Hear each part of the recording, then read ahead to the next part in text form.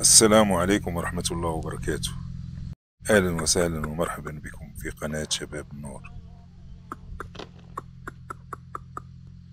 فيديو اليوم عن تقديم الذرة المبللة في الماء للدجاج.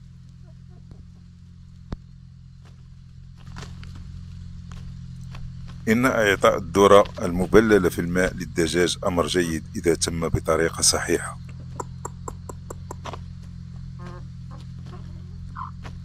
أولا، ترطيب الذرة في الماء لمدة 8 ساعات يجعلها أسهل للهضم، وخاصة الدجاج الصغير أو الدجاج البلدي. هذه الذرة المبللة لا تتعب معدة الدجاج مثل الحبوب اليابسة. كذلك تساعد الذرة المبللة على ترطيب الدجاج والتخفيف عنه من العطش في فصل الصيف.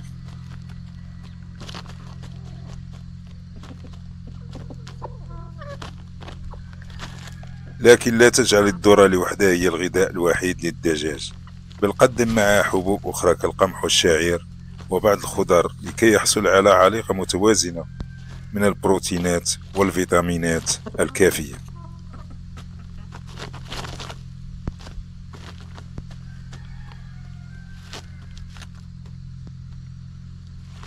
وفي الأخير نقول بأن الذرة المبللة مفيدة للدجاج، لكن نقعها في الماء لساعات قليلة وتقديمها فورا، وعدم الاعتماد عليها وحدها كغذاء.